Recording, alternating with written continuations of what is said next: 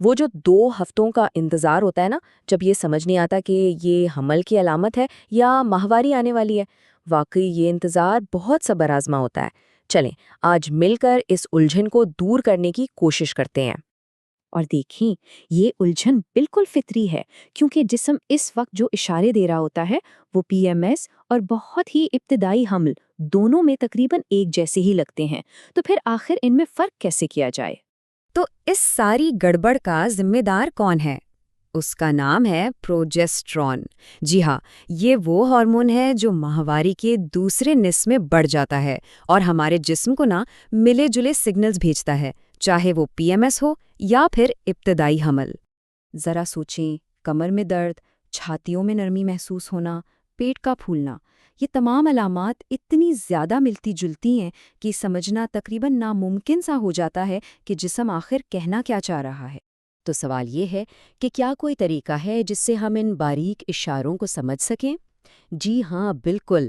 کچھ ایسے اہم نکات ہیں جو ہمیں امپلانٹیشن اور ماہواری کے درمیان فرق کرنے میں کافی مدد دے سکتے ہیں۔ دیکھیں، یہاں وقت سب سے اہم ہے۔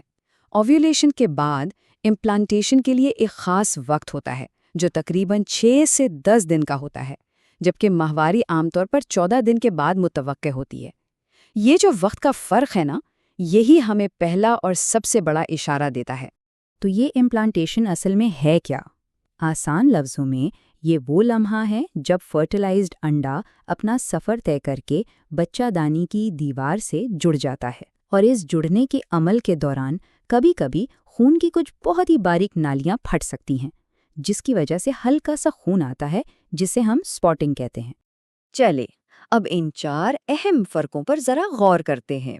سب سے پہلا، وقت۔ امپلانٹیشن سپاٹنگ ماہواری سے کئی دن پہلے ہوتی ہے۔ دوسرا، رنگ۔ یہ ہلکے گلابی یا بھورے رنگ کی ہوتی ہے، نہ کہ ماہواری کی طرح گہرے سرخ رنگ کی۔ تیسرا، احساس۔ اس میں درد شدید نہیں ہوتا، بس ہلکی سی مروڑ یا اینٹھن محسوس ہو سکتی ہے۔ اور آخر میں چوتھا، دورانیہ۔ یہ بہت مختصر ہوتی ہے، اکثر تو صرف 1 یا 2 دن کے لیے۔ تو یاد رکھنے کی سب سے اہم بات یہی ہے، وقت۔ اگر اپنی ماہواری کی تاریخ سے تقریباً 1 ہفتہ پہلے ہلکی سی سپاٹنگ نظر آئے تو یہ امپلانٹیشن کا ایک کافی مضبوط اشارہ ہو سکتا ہے۔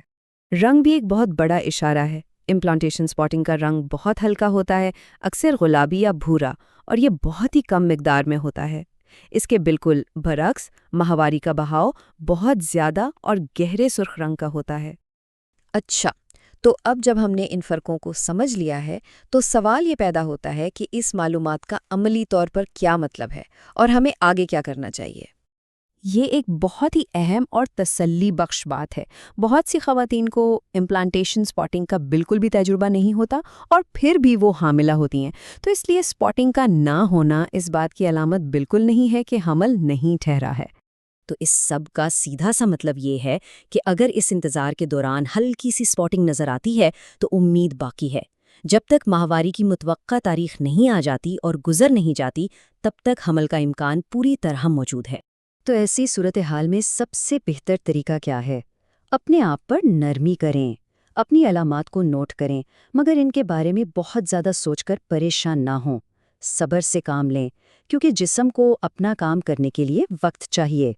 اور سب سے اہم بات، صحیح وقت پر ٹیسٹ کریں، جو کہ عام طور پر اوویولیشن کے 12 سے 14 دن بعد ہوتا ہے۔ یاد رکھیں، یہ علامات اس سفر کا صرف ایک چھوٹا سا حصہ ہے۔ سب سے اہم چیز اپنے جسم کو سننا اور پرسکون رہنا ہے۔ یہ انتظار کا مرحلہ گزر جائے گا اور اس کے آگے ایک نیا سفر منتظر ہے۔